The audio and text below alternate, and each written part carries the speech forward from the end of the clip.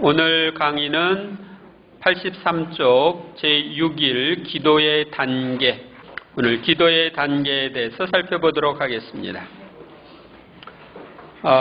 먼저 마태복음 6장 7절, 너희는 기도할 때에 다른 민족 사람들처럼 빈말을 되풀이하지 마라.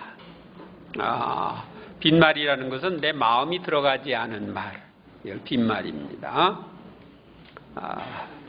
1번 문제, 우리는 기도할 때 다른 사람의 방해를 받지 않고 아버지이신 하느님과 친밀한 대화를 나누려면 어디에 들어가야 합니까? 골방에 들어가서 기도하라고 되어 있죠? 이건 다른 표현으로 이야기하면 다른 사람 방해받지 않는 곳으로 가라. 옆에 사람들이 막 보고 그러면은 방해가 되죠. 의식을 하게 되니까. 두 번째로, 예수님은 언제 어디로 가서 기도하셨습니까? 새벽 아직 캄캄할 때 외딴 곳으로 가셔서 기도하셨다고 그랬죠? 이건 다른 표현으로 이야기하면 방해받지 않는 곳으로 가신 거예요. 새벽에 외딴 곳에 가면 아무도 없잖아요.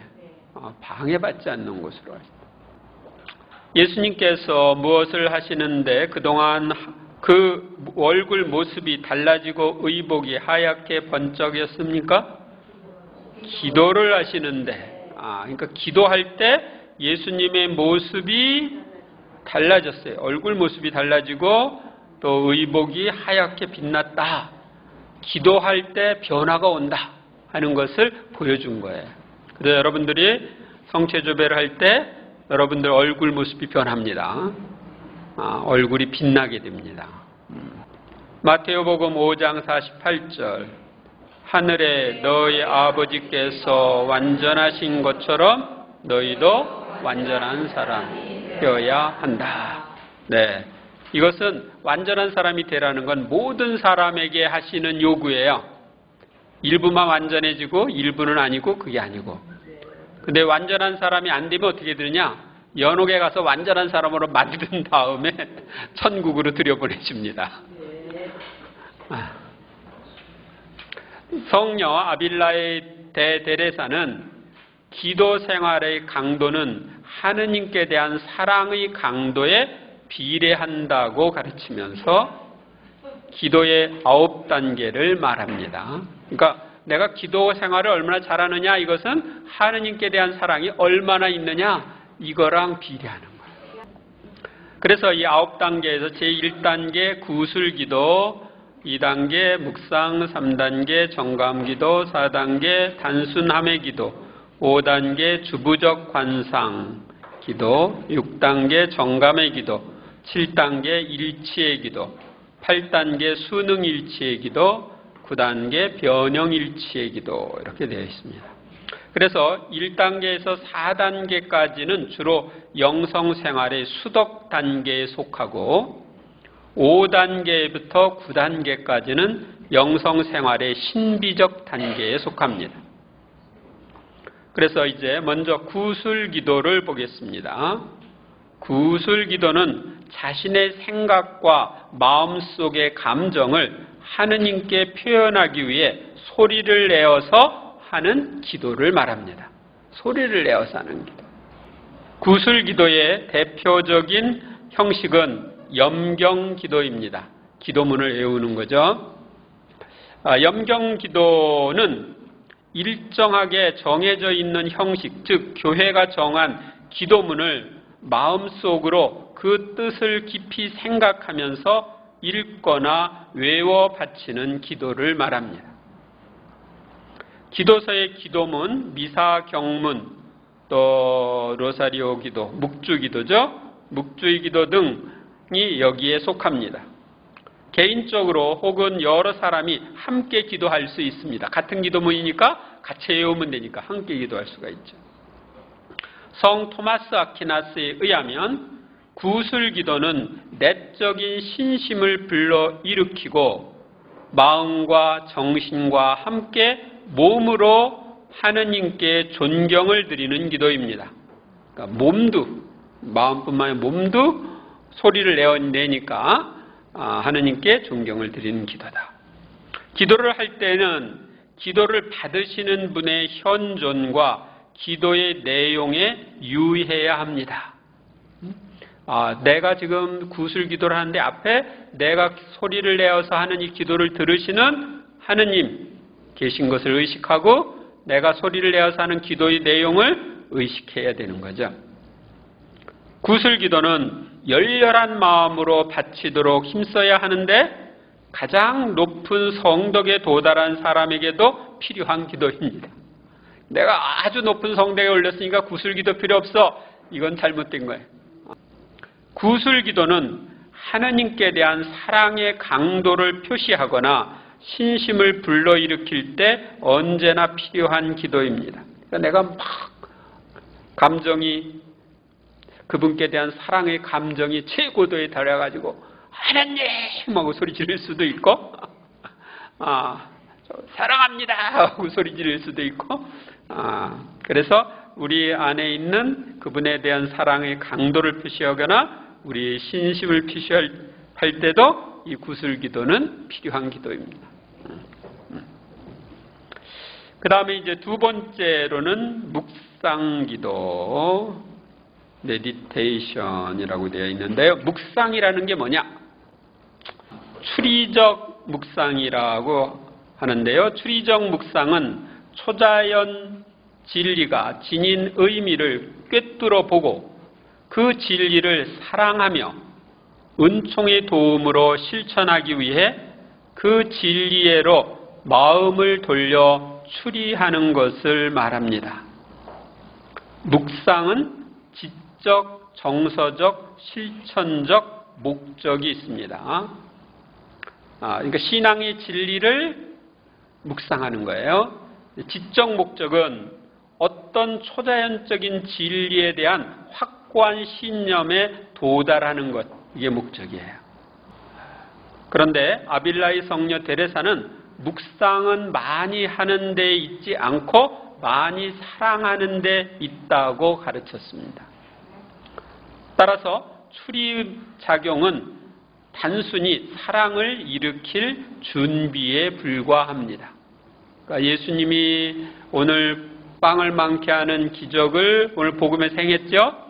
그런 사건들을 머리로 상상하면서 옛날에 그 2000년 전에 있었던 것들을 머리로 이렇게 그려보는 것, 추리하는 것, 이런 것들은 그분께 대한 사랑을 드러내기 위해서 정말 배고픈 사람들을 충분히 먹고 12광주리가 남도록 그렇게 베푸신 그분의 사랑을 이렇게 묵상하고 그분께 대한 사랑을 불러일으키는데 그 추리적 묵상이 필요한 것입니다. 그렇다고 묵상자가 사색하는 초자연적인 진리에 대한 사랑을 불러일으키는 것은 완성되지는 않습니다.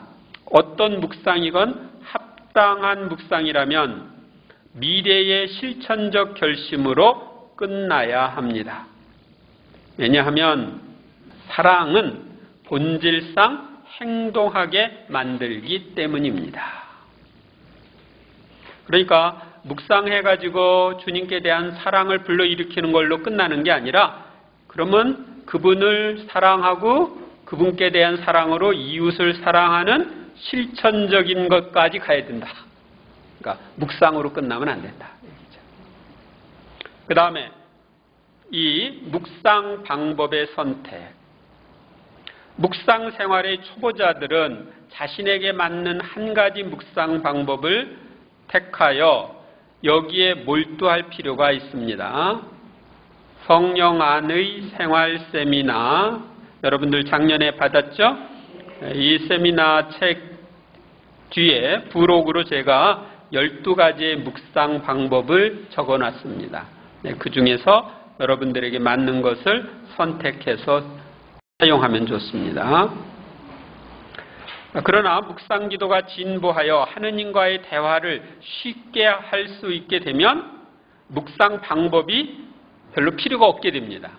처음에 그 묵상이 잘 안 되고 기도가 잘 안 되는 사람들은 이런 묵상 방법을 쓰지만 그냥 그분 앞에 가면 쉽게 기도에 빠져들는 사람들, 그런 사람들한테는 나중에 묵상 방법이 필요가 없는 거예요. 그래서 어떤 묵상 방법에 집착하면 오히려 묵상의 진보에 장애가 될 수도 있습니다. 3. 묵상의 실천. 자신이 묵상을 하는데 가장 적절한 시간을 택하여 매일 같은 시간에 묵상하는 것이 매우 중요합니다. 영성가들은 하루 중 묵상에 가장 좋은 시간을 이른 아침, 또 저녁 식사 전이나 하루의 일과를 다 마친 늦은 밤이라고 말합니다. 그러나 다른 시간이라도 자신에게 적합한 시간을 택하여 매일 묵상하는 것이 가장 바람직합니다. 묵상 시간의 많고 적음은 각 사람의 필요와 여건에 따라 다릅니다. 그런데 묵상 시간이 너무 짧으면 묵상에 깊이 들어갈 수 없고 너무 길면 신심이 식어지고 묵상의 시간이 보석의 시간처럼 여겨질 수도 있습니다. 보석으로 얼마 묵상해라 그러면 시간이 잘 안 가요. 그래서 우리는 묵상은 처음에는 짧더라도 조금씩 점점 깊이 있게 하게 되면 여러분들이 점점 맛들이고 점점 좋은 열매를 거둘 수 있습니다. 성 토마스 아퀴나스는 기도는 영혼이 열성과 신심의 상태에 있는 동안 계속하고 실증과 분심이 계속 일어나면 끝내야 한다고 했습니다. 그러나 초보자가 묵상에 진보하려면 기도하기가 싫어도 자신이 이미 정한 기도 시간을 채워야 합니다. 초보자들은 그 시간을 채우도록 이렇게 해야 된다. 또 묵상 시간이 얼마든 간에 묵상의 영향은 온종일 계속되어야 합니다. 우리는 하루 중 자주 열렬한 화살 기도를 통해 하루 동안 뜨거운 신심을 간직할 수 있습니다. 그래서 그날 묵상하다가 화살 기도를 하나 해서 이 기도를 내가 오늘 하루 종일 해야 되겠다 생각하면 하루 중에 그 화살 기도를 자주 하면서 그날 하루를 지낼 수 있습니다. 성당은 거룩한 장소이고 성체 안에 예수님이 현존하시고 고요함이 깃든 곳이므로 묵상에 가장 좋은 장소입니다. 그러나 묵상은 정신을 집중할 수 있는 곳이면 어디서든지 할 수 있습니다. 묵상 중에 몸 자세도 중요합니다. 몸이 너무 편안하면 마음을 집중시키기가 어렵고 잠에 떨어질 수도 있습니다. 따라서 두 극단은 피해야 합니다. 너무 또 불편하면은 거기에 신경 써가지고 묵상이 안 되고. 그러니까 두 극단은 피해야 됩니다. 묵상의 실천은 영성생활의 성장에 중요합니다. 습관적으로 죄 중에 사는 사람들은 그들의 영혼이 처한 상태에 대해 심각하게 반성하지 않았기 때문에 그러한 상태에 머무는 것입니다. 그들은 자연적 행위에 전적으로 마음이 쏠리고 구원에 중요하고 필요한 것을 무시합니다. 그러나 이런 사람들도 묵상을 실천하면 회개의 은혜와 구원에 필요한 도움을 받습니다. 매일 성체를 영하는 이들의 영성생활이 미지근한 이유는 묵상 기도를 전혀 하지 않거나 기계적으로 습관적으로 하기 때문입니다. 기도하지 않고는 완덕에 도달할 수 없고 기도 없는 생활은 신자 생활이 될 수 없습니다. 그래서 성당에 안 나가도 구원은 되는데 기도하지 않는 영혼은 구원이 안 된다. 그런 말이 있습니다. 기도를 통해 하느님과의 소통이 없으면 그냥 몸으로 성당에 왔다 갔다 하는 것도 별 의미가 없는 거죠.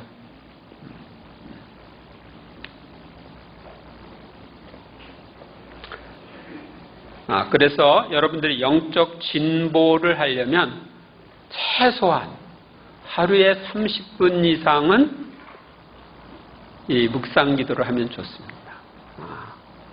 3. 정감의 기도. 정감의 기도란 묵상 중에 일어나는 하느님께 대한 사랑, 감사, 참회 같은 정감으로 이루어진 기도를 말합니다. 1. 정감 기도의 실천. 어떤 이들은 묵상 중에 정감이 쉽게 일어납니다.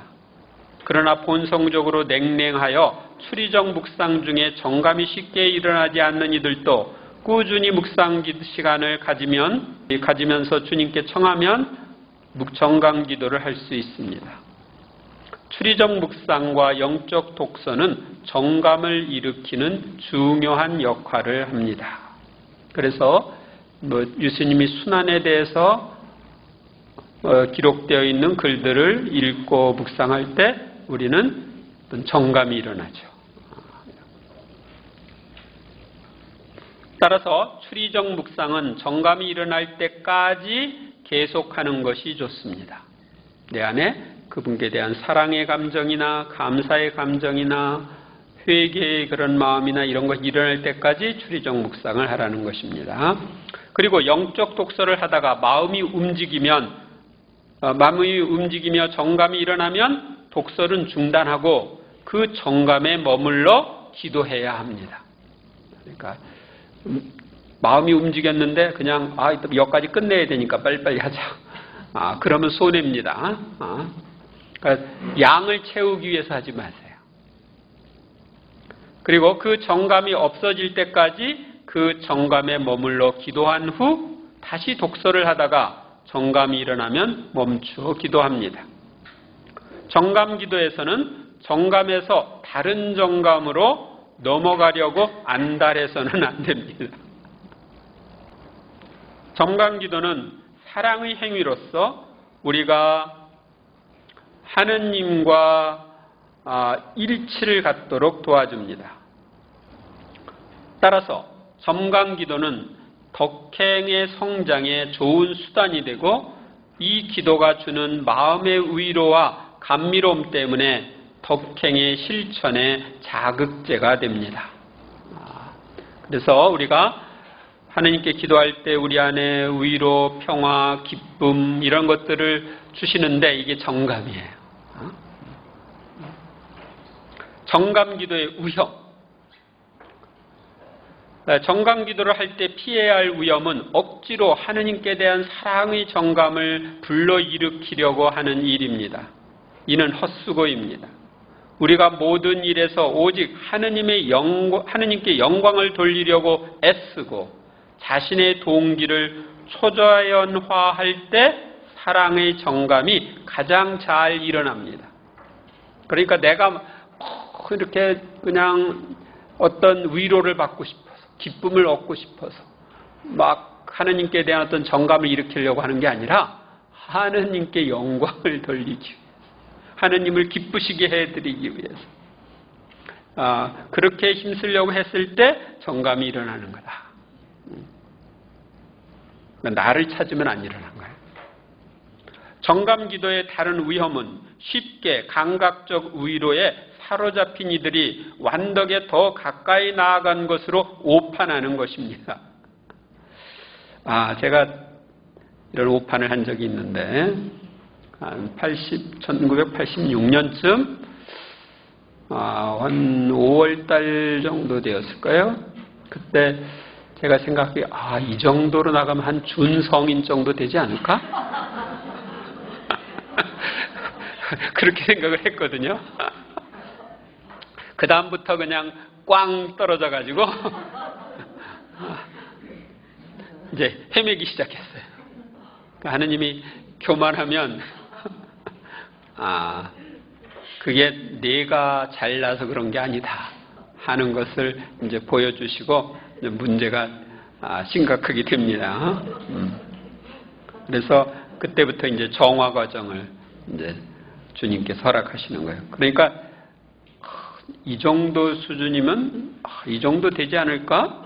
뭐 그렇게 했을 때 사실은 그런 모든 것들은 하느님이 주신 은혜인데 마치 내가 가지고 있는 내 것인 양 착각을 한 거죠.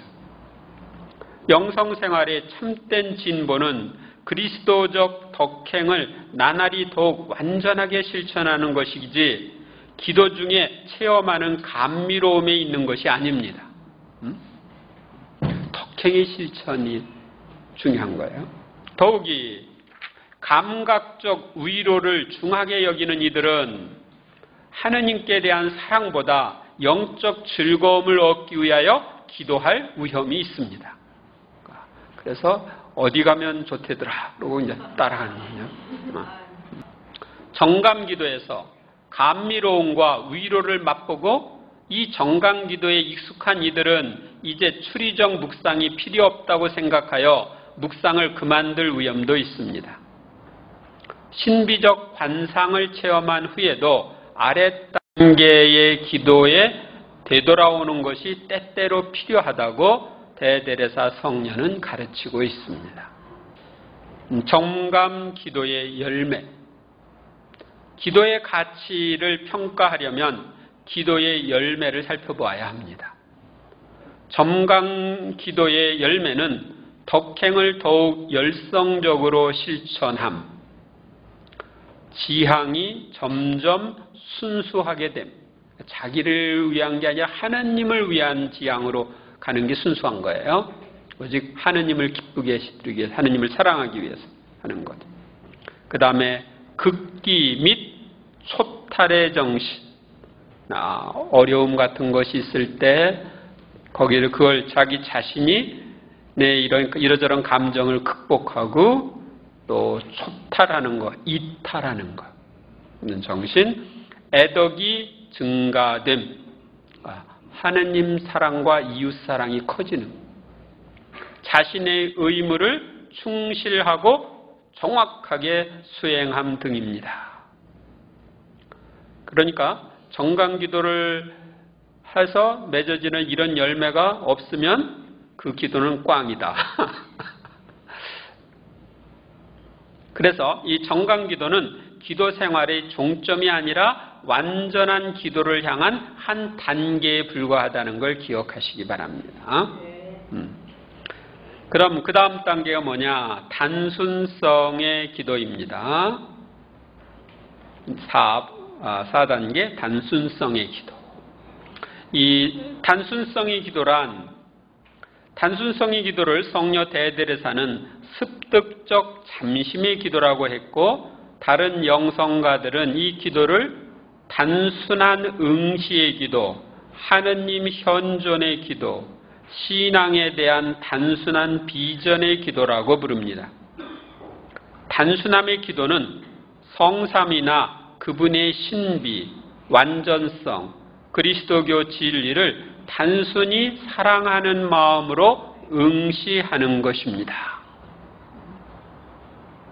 묵상에서 사용된 추리는 단순한 지적 응시로 바뀌고, 정감기도에서 체험한 정감들은 하느님께 대한 단순한 정감으로 옮아갑니다.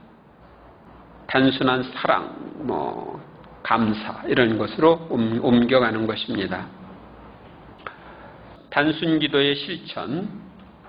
단순성의 기도는 기도하는 특별한 방법이 따로 없고 그냥 하느님이나 진리를 응시하고 사랑하는 것뿐입니다.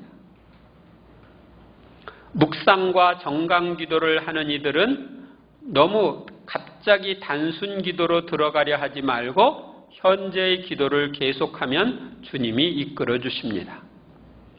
추리작용이나 정감의 움직임이 없이 즉시 단순성의 기도로 들어갈 수 있는 사람들은 묵상기도나 정강기도는 계속하지 않아도 됩니다. 성당에 들어 성처조배할 때 성체 예수님께 그냥 탁 꽂혀가지고 그냥 바라보고만 있어요. 그렇게 해서 그냥 할 수 있으면 그대로 계속하는 거예요. 응시의 기도, 이 단순성의 기도를 그렇게 하는 겁니다. 단순 기도를 하는 사람은 하느님께 고정된 사랑의 마음을 유지하도록 힘쓰되 이 마음이 흔들리기 시작하면 즉시 정강기도나 묵상기도를 하면 좋습니다.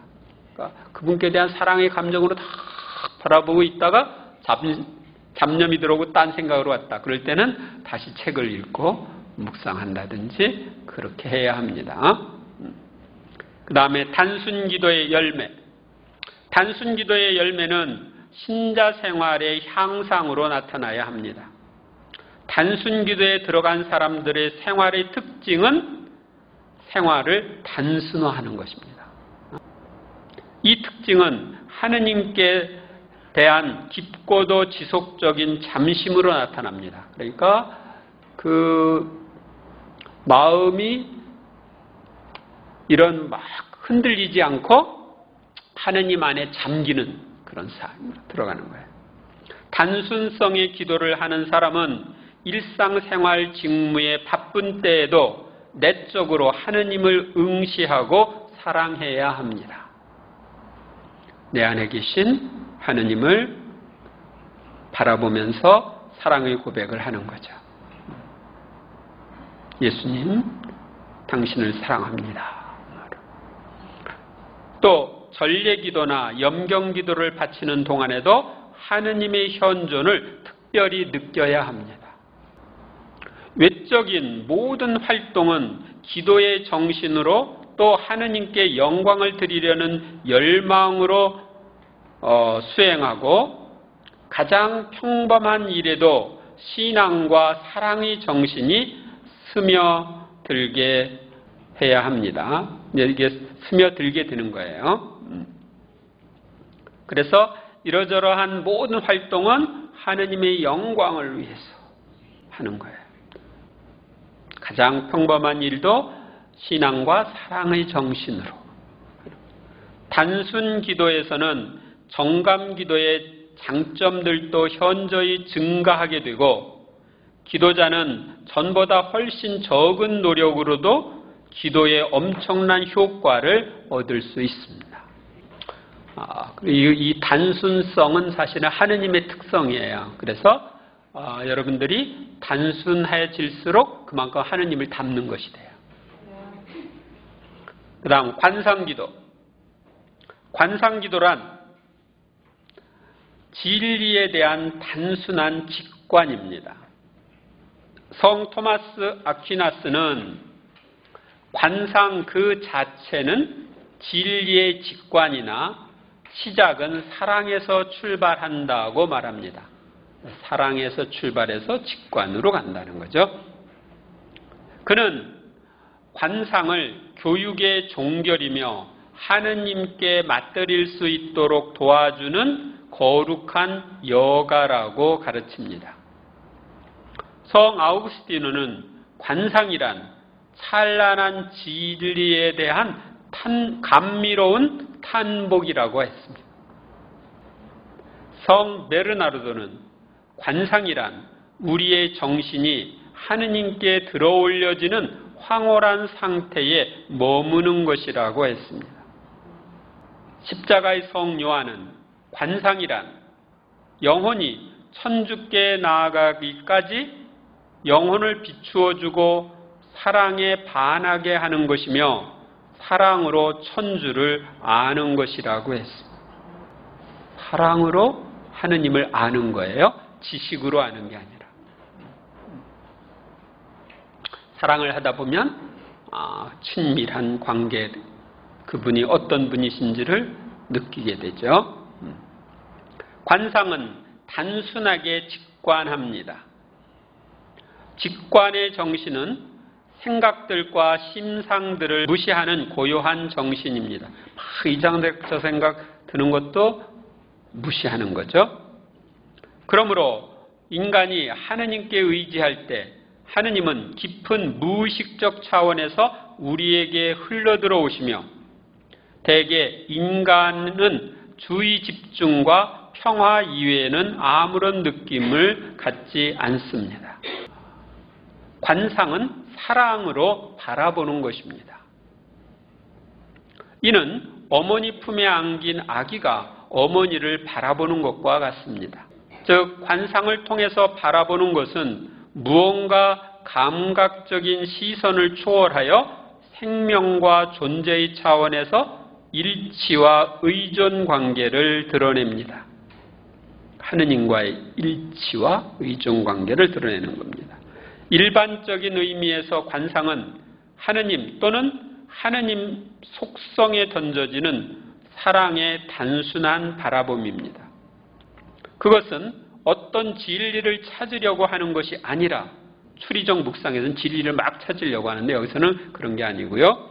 모든 진리의 원천인 진리 자체를 소유하고 제일 원천인 하느님, 진리 자체이신 하느님을 소유하고 그대로 인식하는 행위입니다. 또한 하느님을 사랑하는 데 있어서도 멀리 돌아가는 것이 아니라 모든 사랑의 원천이신 사랑 자체를 그대로 사랑하는 것입니다. 하느님은 사랑 자체이신 분이죠. 그래서 관상의 본질은 인간 안에 깊숙이 내재하시는 하느님의 본성 자체를 인간이 거의 직접적이고 신비적으로 순수하게 인식하고 사랑하는 행위입니다. 우리가 하느님께로부터 창조되었어요. 하느님을 닮은 존재로 창조되었어요. 그래서 하느님의 그 닮은 모습이 내 안에 사실은 있습니다. 그리고 내 안에 하느님이 계시면서 그 닮음을 지켜주시고 그 닮음을 발전시켜 주셔요. 이는 인간의 자연 능력을 초월하여 하느님이 활동하심으로 인간은 그저 수동적인 자세만을 취하게 됩니다. 결국 관상가는 하느님 한 분 안에서 모든 선을 발견하고 체험합니다. 만약 하느님을 소유한다면 모든 좋은 것을 바라지 않고 선하신 하느님만을 원합니다. 그러므로 은총으로 하느님만을 온 마음으로 찾으며 그분의 전부를 원하는 것입니다. 그러니까 하느님이 앞에 다른 단계에서는 그분이 주시는 위로나 평화나 기쁨이나 뭐 이런 것들을 찾았다면 여기서는 하느님만 찾는 거예요. 하느님만 찾으면 그 안에 다 있잖아요. 네. 그런데 이 관상에는 두 가지가 있습니다. 하나는 습득적 관상이 있고 하나는 주부적 관상이 있습니다. 습득적 관상은 우리가 기도의 훈련을 통해서 들어갈 수 있는 단계고, 주부적 관상은 하느님의 은총으로만 주어질 수 있는 단계입니다. 그러면 이 주부적 관상의 특징, 관상 기도에는 인간의 노력으로 될 수 있는 습득적 관상과 하느님의 은총으로만 가능한 주부적 관상이 있습니다. 하느님의 은혜에 의해서 주어지는 주부적 관상은 인간의 언어로 표현할 수 없는 체험적 지식입니다. 주부적 관상은 그것을 받은 이의 영적 유익을 지향함으로 공로가 되고 받는 이를 성화시킵니다. 관상은 성화 은총과 하느님께 대한 열렬한 사랑에서 나오며 조력 은총도 필요합니다. 이 조력 은총이라는 건 도움의 은총을 가리킵니다. 주부적 관상의 특징 중에 하나는 하느님의 현존 체험인데, 관상전은 무엇인가 초자연적인 것이 자신 안에 스며드는을 느끼게 됩니다. 하느님은 사랑이십니다 하고 제가 이렇게 묵상을 하고 있었는데, 하느님의 사랑이시라고 하는 그것이 제 이 숨이 이렇게 허파에 들어오는 것처럼 제 안에 이렇게 스며들어오는 그런 체험을 한 적이 있습니다. 그래서 이런 현상들이 오게 됩니다. 인간의 노력으로는 이런 신비 체험을 할 수 없습니다. 관상가는 그가 원하는 때에 언제나 관상을 할 수 있는 것이 아니라 성령께서 원하시는 때에 원하시는 양과 정도만큼만 관상할 수 있습니다. 주부적 관상은 관상자가 하느님의 활동 아래 있다는 안정감과 확신을 주고 관상자가 은총 상태에 있다는 확신도 줍니다. 관상 중에 신비 체험은 인간 이성의 추리 능력을 초월하고 직관적인 것이기에 인간의 언어로 표현할 수 없습니다. 신비 체험은 흔히 신체의 반응을 일으켜 눈이 흐릿하고 호흡이 약하고 사지 일부가 마비되고 체온이 떨어지는 현상으로 나타나기도 합니다.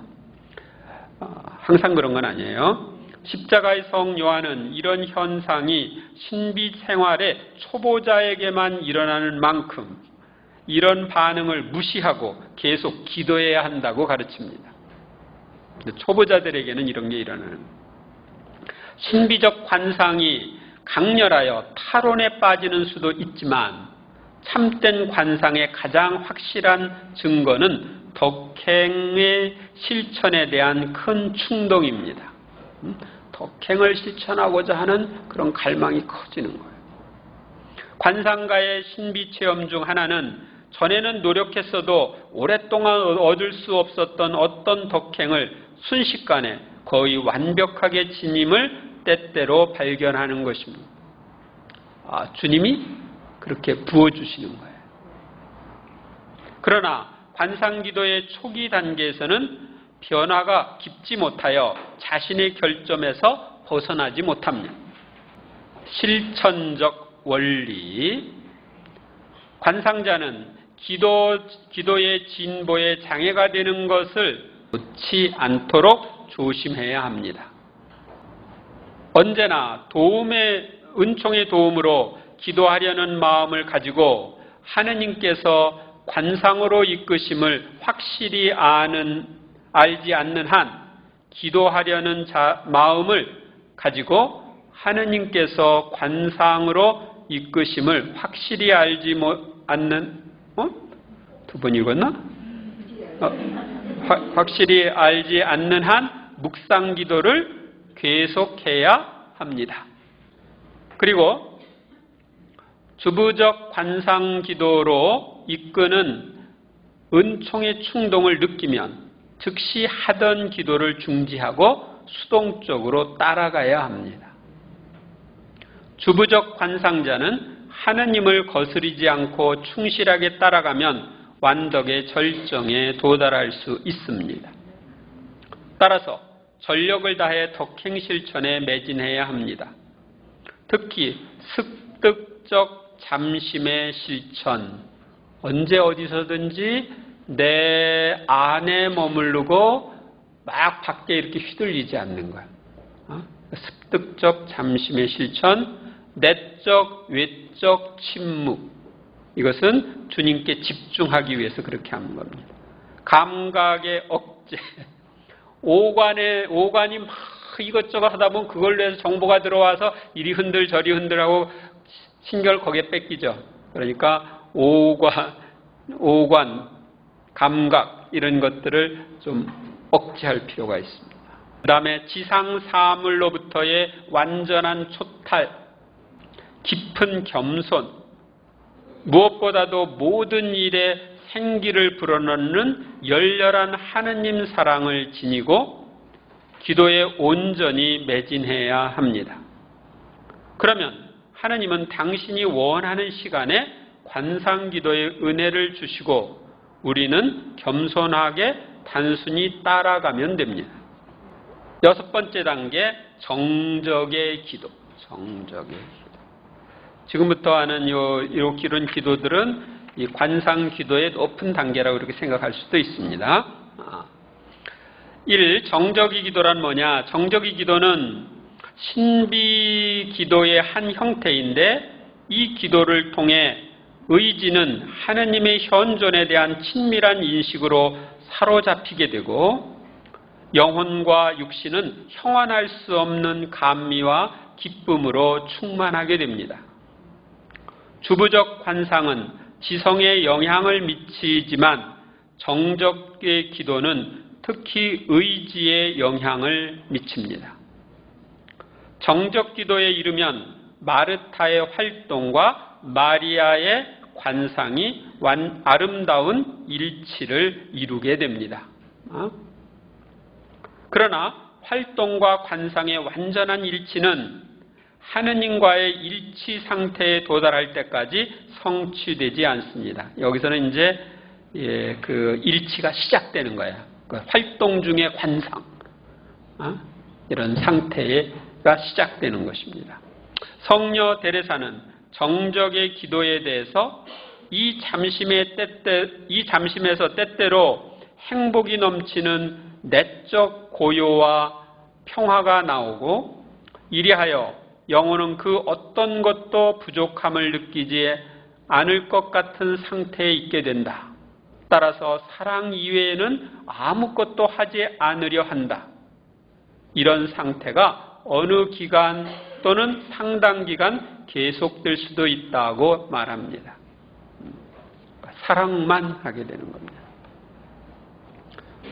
이 정적 기도의 효과와 동반 현상, 정적 기도가 영혼 안에 만들어내는 성화의 결과는 영이 누리는 큰 자유, 하느님에 대한 자녀다운 경외심과 그분의 마음을 상해드리지 않으려고 애쓰는, 하느님께 대한 깊은 신뢰심, 극기와 고난에 대한 사랑, 그러니까 십자가, 고통을 사랑하게 됩니다. 여러분들은 지금 고통은 피했으면 좋겠죠?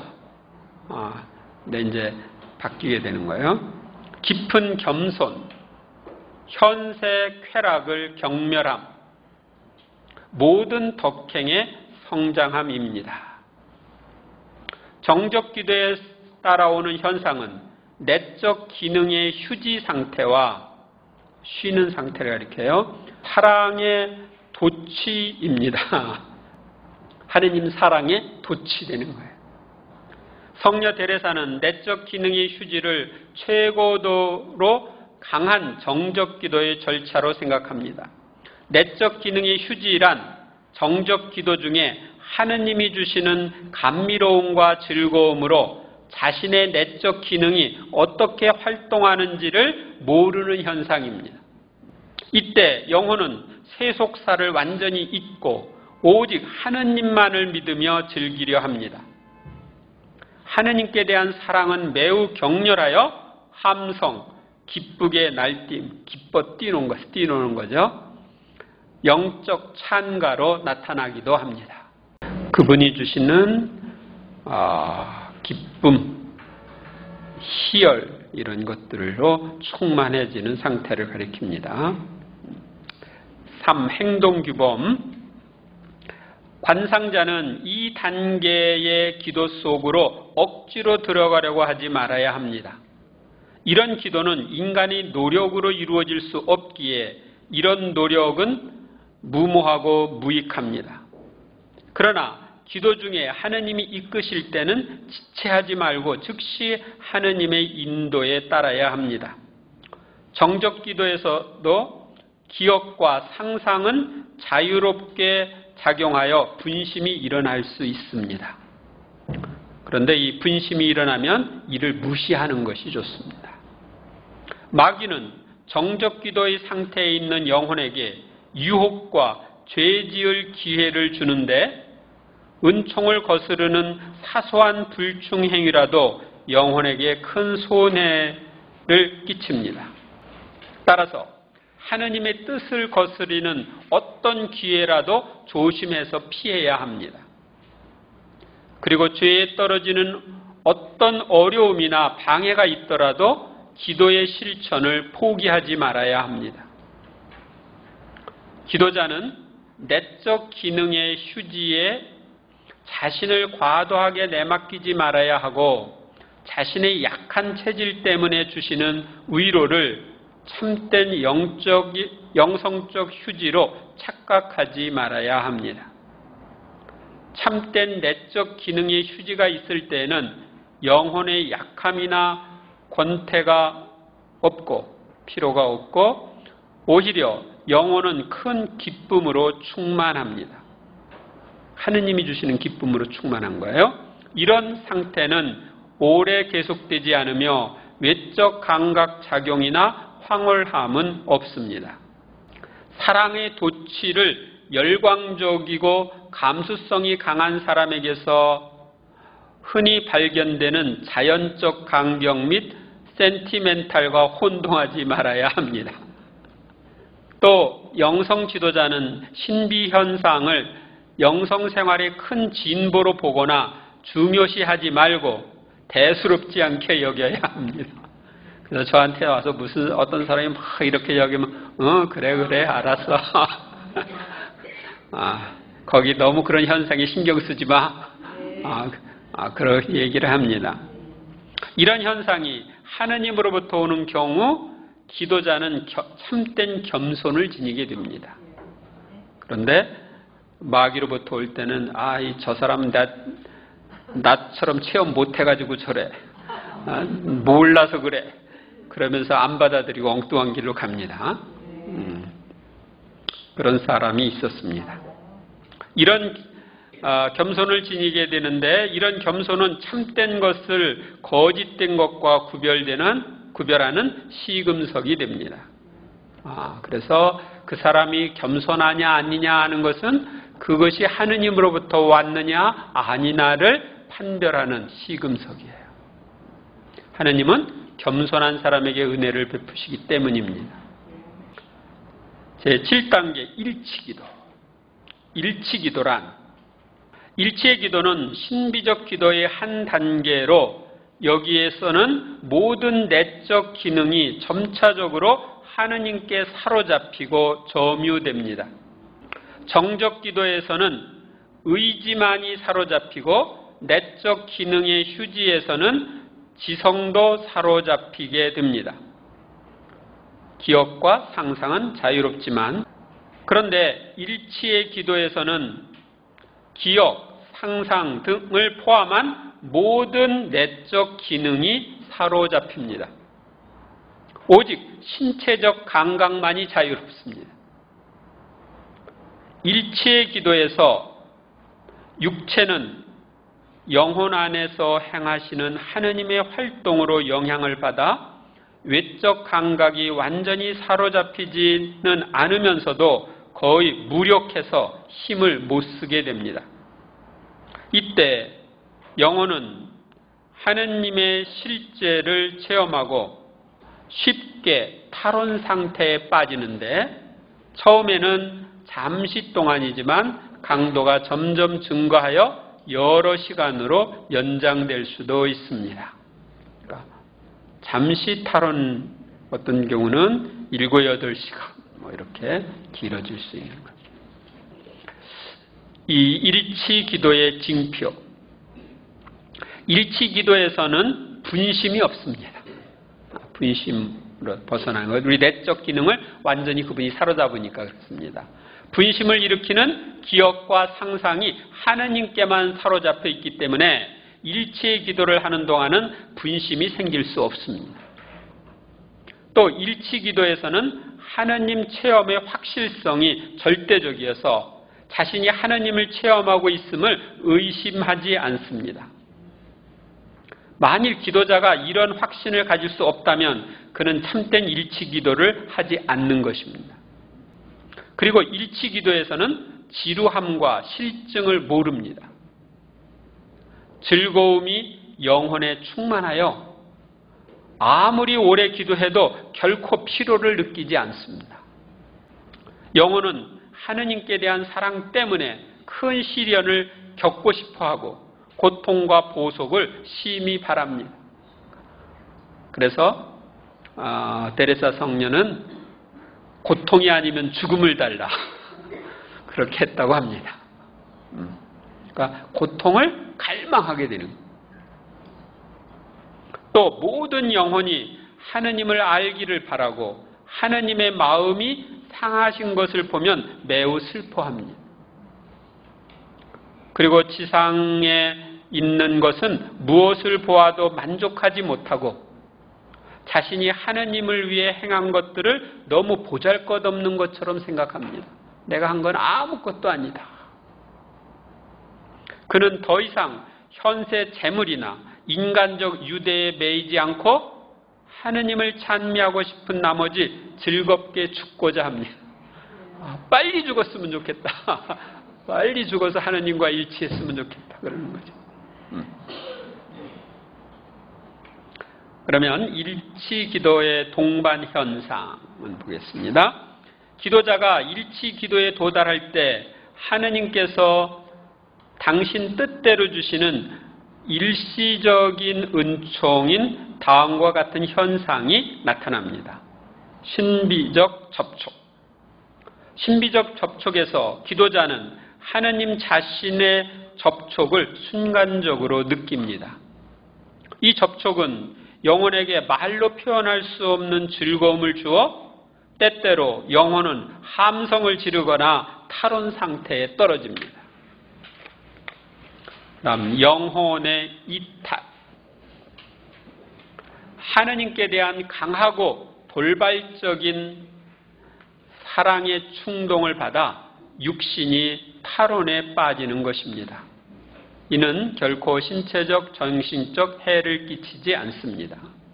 그 다음에 사랑의 불화살. 불화살에 맞은 것 같은 하느님과의 접촉인데 이 접촉은 영혼을 태우고 꿰뚫으며 사랑의 불로 완전히 태워버립니다. 이런 현상은 마치 화살이 영혼을 관통하는 것 같이 영혼에 상처를 줍니다. 그것은 큰 고통을 주는 동시에 즐거움이 됩니다. 고통과 함께 그것에 맞는 즐거움이 동시에 와요. 그래서 그 고통을 견딜 수가 있습니다. 사랑의 상처. 사랑의 상처는 앞에 말한 현상과 유사하지만 그것보다 더욱 오래 계속됩니다. 사랑의 불화살은 대개 영혼이 피조물을 통해 얻은 하느님께 대한 지식에서 생기지만 사랑의 상처는 예수님의 강생과 공생활과 신앙의 신비에 관한 지식에서 생긴다고 십자가의 성 요한은 말합니다. 이런 상처를 받은 영혼은 당장 이 세상을 떠나 하늘에서 하느님과 일치할 수 없음을 하느님께 원망합니다. 하느님, 왜 나를 안 데려가시고 계속 여기에 두십니까? 그러는 거죠. 8번째 단계, 수능일치의 기도. 수능일치의 기도 보겠습니다. 단순한 일치 기도에서 모든 내적 기능은 하느님께만 집중되고 오직 외적 감각만이 자유롭습니다. 그러나 수능일치 기도에서는 하느님께서 외적 감각까지 사로잡아 영혼이 전적으로 하느님의 것이 됩니다. 이제 지성, 기억, 의지 이런 것뿐만 아니라 내 외적 감각까지도 다 하느님이 사로잡아서 하느님 것이 되는 거예요. 그러므로 수능일치 기도에서는 영혼은 외적 감각을 사용하지 못합니다. 수능일치 기도에 이른 사람도 자신의 의무에 따라 사랑의 봉사를 하지만 하느님과의 완전한 일치를 동경하여 죽음을 그리워합니다. 그분께 대한 사랑이 너무 크기 때문에 빨리 죽어서 그분과 일치하고 싶어 해서 죽음을 그리워하는 것입니다. 성녀 데레사가 영적 약혼이라고 부르는 수능일치의 기도는 단순 일치 기도의 연장이고 성녀 데레사가 영적 결혼이라고 부르는 변형일치의 기도로 나아가는 과정입니다. 여기에서 이제 신비적인 탈원이 있습니다. 수능일치의 기도를 탈원적 기도라고 부르기도 합니다. 이 기도에서 영혼은 그가 하느님 안에 있고 하느님은 영혼 안에 계심을 체험합니다. 그리고 하느님께만 완전한 정신 집중을 하며 모든 기능이 이러한 일치 안에 흡수됩니다. 따라서 어떤 의미로 볼 때는 마음과 생각과 힘을 다하여 너희 하느님을 사랑하라는 첫째 계명의 성취를 체험합니다. 그러니까 나의 생각이 그분께 완전히 100% 사로잡혀 거기 집중되어 사는 거예요. 저도 이런 상태가 됐으면 좋겠어요. 신비적 타로는 수능일치 기도에 나타나는 정상현상입니다. 그러나 이 기도의 본질적 요소는 영혼이 하느님 안에 흡수됨이고 타로는 2차적입니다. 하나님 안에 완전히 흡수되기 때문에 타론이 일어나는 것뿐이에요. 신비적 타로는 성령께서 일으켜 주시는 것이지만 최상급의 신비기도는 어떤 타론도 일으키지 않습니다. 그 다음 단계 얘기하는 겁니다. 개인이 하느님의 비추심을 쉽게 받아들여 그것을 충분히 견딜 만한 힘이 생길 때 모든 타로는 사라지게 됩니다. 처음에는 그분께로 못 오는 것을 감당할 수 없어서 타론이 일어나는데 나중에는 그것을 다 감당할 수 있는 힘이 생길 때는 타론이 일어나지 않는 거예요. 타론에는 부드럽고 즐거운 타론과 고통스러운 타론이 있습니다. 부드럽고 즐거운 타론의 경우는 영혼이 육체 안에 머물지 않아 체온이 내려감도 체험하지만 크나큰 감미로움이 따라오고 건강도 증진됩니다. 격하고 고통스러운 타론에서는 육체의 고통이 격심하여 그것을 견디기가 매우 어렵습니다.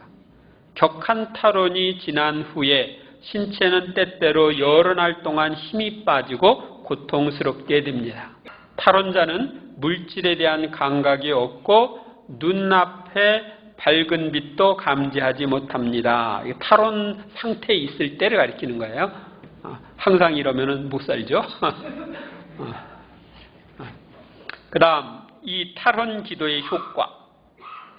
타론의 신체적 심리적 현상은 타론이 자연적이든 하느님으로부터 오든 혹은 악마로부터 오든 간에 대개 동일합니다. 따라서 타론의 열매인 결과를 보고 타론이 어디에서 왔는지 구별해야 합니다. 마귀도 줄 수가 있다는 거죠.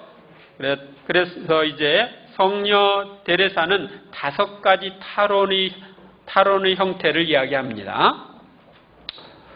먼저 첫째로 타론의 첫째 형태는 이 타론이 점차적으로 일어나 영혼이 자기 주위의 사물과 접촉을 끊고 오직 하느님께만 이끌리는 경지에 이릅니다.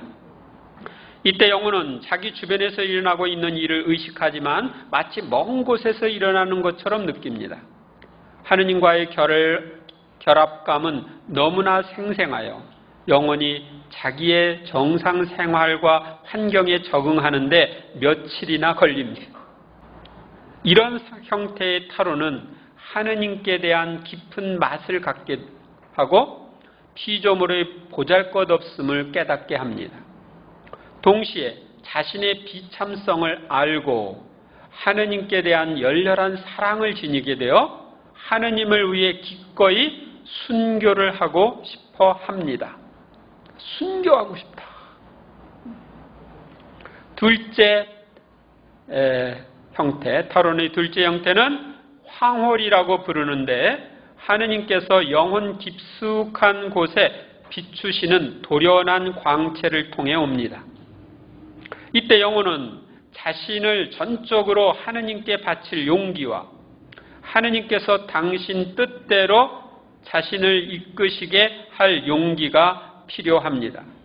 만일 그가 하느님을 위해 죽기로 결심한다면 이 때문에 덕행은 더욱 튼튼해지고 하느님께 대한 더 깊은 지식과 더불어 하느님을 두려워하고 사랑하는 마음이 커집니다.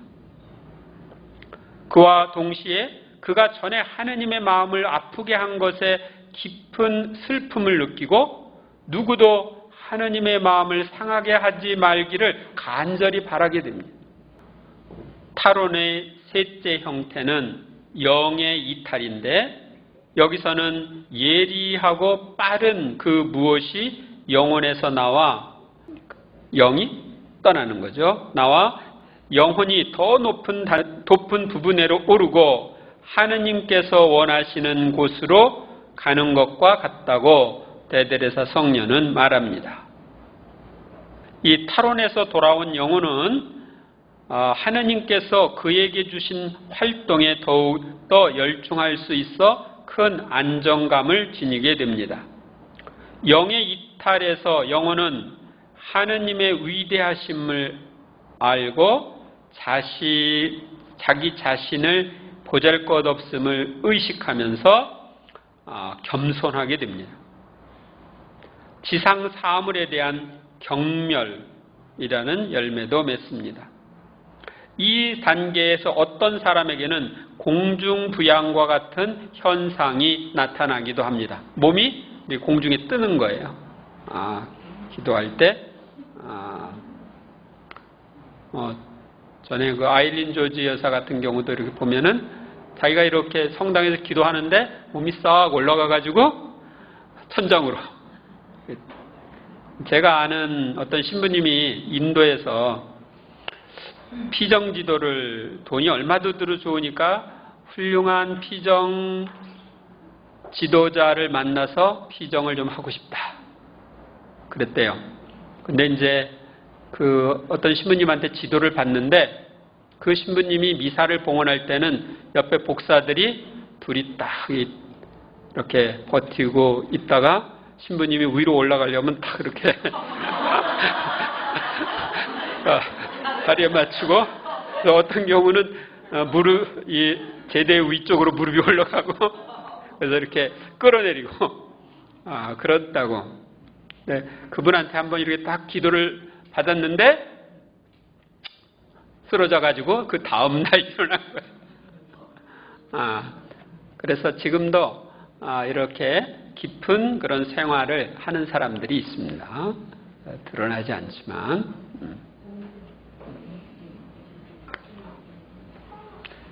이 공중부양 같은 것은 중세기에도 이렇게 많이 있어가지고 유명한 분들은 있는데 어떤 성인은 어떤 또 공중부양 이렇게 하는 사람들은 그 공중부양 상태에 여러 가지 일들도 할 수 있었어요. 예를 들면은 성당을 건축했는데 성당 높이 종각이 있잖아요. 근데 종을 올려야 되는데 이게 방법이 제대로 없는 거예요. 그래서 종을 들고 올라가가지고 거늘고 그런 분도 있습니다. 그 다음에 탈원의 넷째 형태는 영혼이 기도 중이 아닐 때 자신이 하느님을 떠나 있음이나 어떤 기억으로 일어난 충동으로 고통스러운 탈원에 빠지는 것입니다. 이게 하느님을 떠나 있음이나 이게 뭐냐면 하느님 부재의 고통을 느껴요. 하느님 부재. 하느님이 안 계시다 그래서 그분을 막 찾으려고 나가다 보니까 탈원에 이르는 거예요. 그 누이사 피카레타의 천상의 책 같은 데 보면 이런 현상들이 나옵니다. 영혼은 오직 창조주만을 찾지만 죽지 않고서는 창조주를 소유할 수 없음을 깨닫고 어떻게 해야 할지를 몰라 사지가 어긋날 정도로 몹시 고통스러워합니다. 여기에서 오는 고통은 연옥 고통과 비교할 수 있으며 다른 형태의 탈원을 체험한 후에 이 탈원을 체험한다고 성녀 데레사는 말합니다. 그러니까 하느님과 친밀한 일치를 이루고 있었기 때문에 그분의 일치가 사라졌을 때 느끼는 고통은 연옥 고통보다 더 크다. 누이사는 이야기를 지옥 고통보다 더 크다 그래요. 그렇게 표현을 합니다. 탈원의 다섯째 형태는 사랑의 상처인데 그것은 탈원적 충동과 유사합니다. 그것은 탈원적 충동이 지난 후 극심한 육체적 고통으로 나타납니다.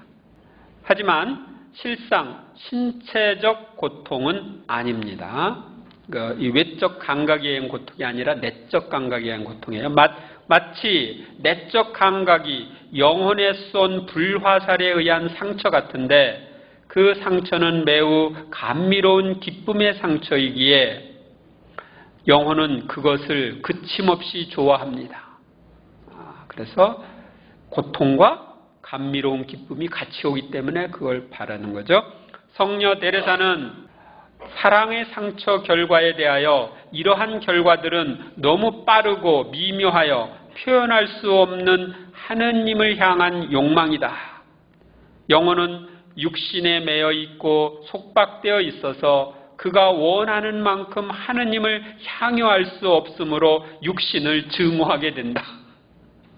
원하는 만큼 그분을 향유할 수 없어서 마침내 아담이 지은 죄를 통해 우리에게 내려온 악이 얼마나 큰가를 깨닫게 된다고 말합니다.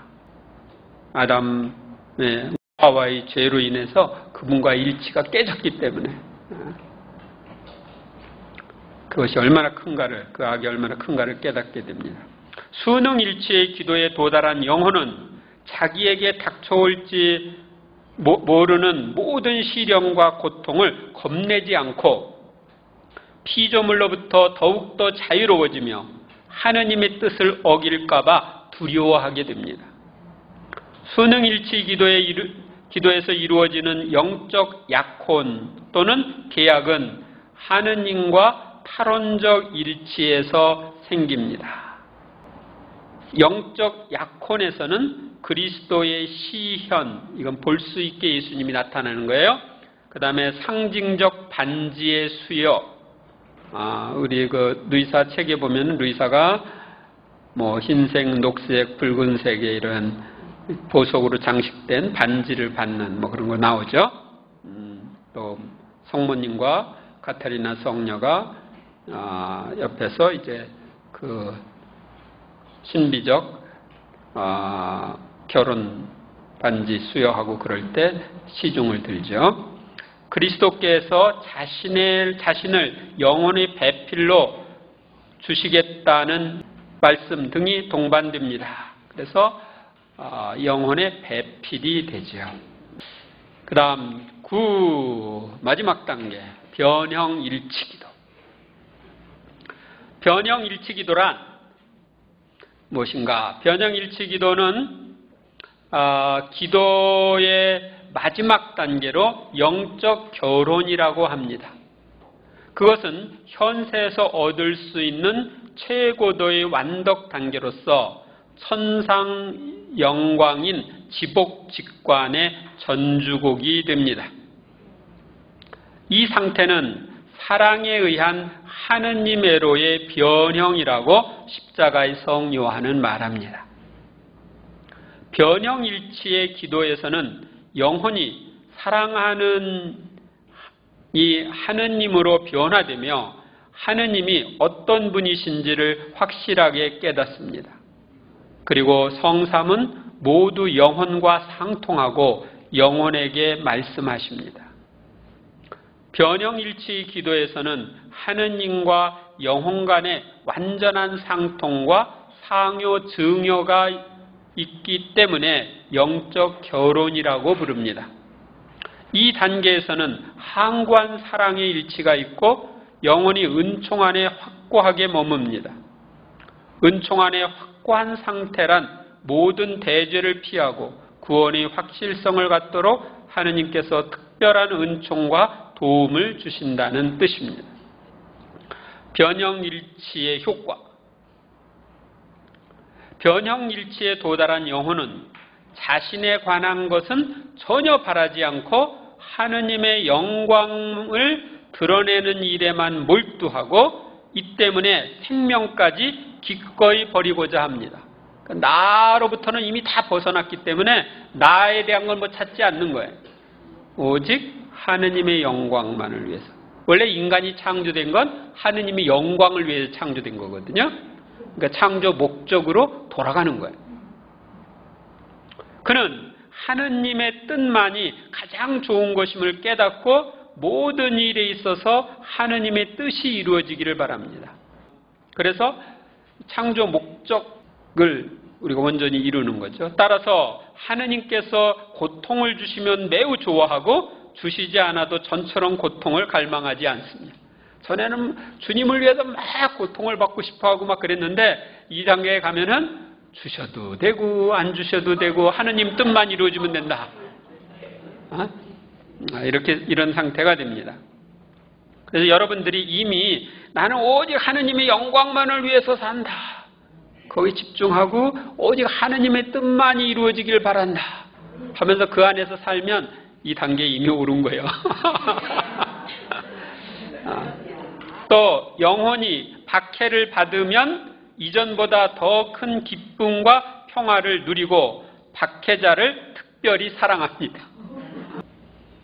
전에는 죽어서 하느님과 일치하고 싶어 고통스러웠지만 이제는 하느님을 섬기고 영혼을 돕고 싶은 강한 욕망이 생겨 여러 해 동안 살기를 바랍니다.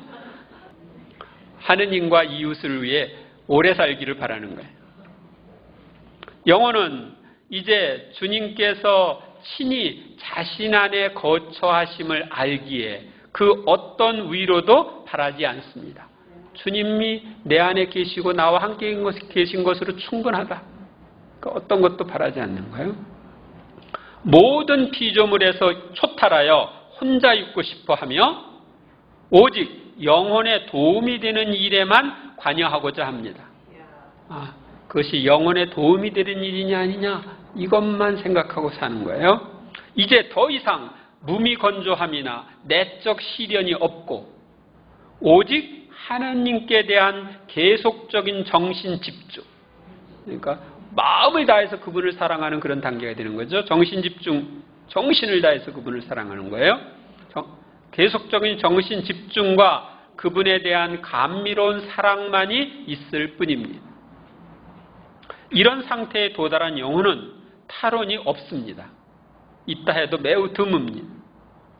하느님의 은혜를 받을수록 영혼은 더욱 조심하고 자신의 허무함을 더욱 잘 알게 됩니다. 나는 아무것도 아니다. 그리고 하느님은 모든 것이다. 하는 것을 뼈저리게 느끼는 거죠. 그리스도교 완덕의 이상, 최초의 관상기도에서 변형일치 기도에 이르는 길은 쓰고도 달다는 것을 살펴보았습니다. 은총 상태에 있는 이들은 모두 완덕을 이상으로 삼아서 살아가야 합니다. 예수님께서 하늘에 계신 아버지께서 완전하신 것처럼 너희도 완전한 사람이 되어야 한다 하신 말씀은 모든 신자들에게 하신 말씀이기 때문입니다. 그런데 최고의 완덕은 탈원이나 예언 같은 특별한 은혜에 있는 것이 아닙니다. 완덕은 우리의 의지를 하느님의 뜻에 순응시켜 하느님의 뜻이 무엇인가를 깨닫는 즉시 마음을 다해 그것을 행하기를 바라고 하느님의 뜻을 알므로써 고통과 즐거움을 얻는 것입니다. 그러니까 하느님의 뜻, 하느님의 의지와 하나 되어 사는 것, 이것이 최고의 완덕이 이르는 거예요. 그러니까 하느님이 나를 통해서 일하시도록 하는 거고 나는 그분의 몸으로 쓰여지는 거죠. 그분의 인성으로 쓰여지는 겁니다. 자, 여러분들은 이 9단계 중에 어디에 속합니까? 어디에 속하는지 살펴보시고 그래도 목표는 9단계로 가야 되겠죠? 변형일치기도까지 가야 됩니다.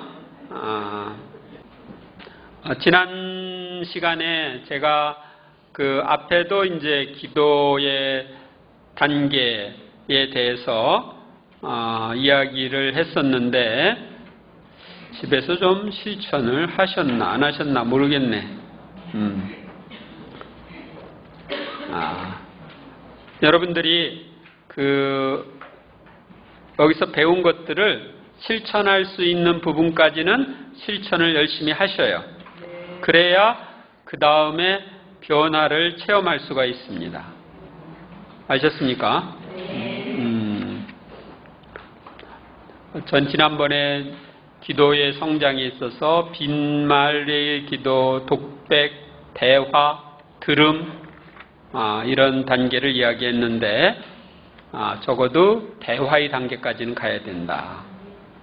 그러기 위해서 기도할 때 내가 그냥 내 기도하고 기도 다 했습니다. 끝나는 게 아니라 꼭 그분이 나에게 무엇을 말씀하시는지 그분 말씀을 듣는 시간, 침묵의 시간을 가져야 된다 했는데 실천을 하셨는지 모르겠어요. 못했으면 오늘부터라도 다시 하시기 바랍니다. 아셨습니까? 네. 그러니까 여러분들이 다른 어떤 기도, 묵주의 기도면 묵주의 기도 어떤 기도하고 나서 주님 한 말씀만 하소서. 당신 종이 듣겠나이다. 하고 그분의 그 음성을 들으려고 하는 그런 시간을 가지시기 바랍니다. 영광이 성부와 성자와 성령께 성부와 성자와 성령의 이름으로 아멘.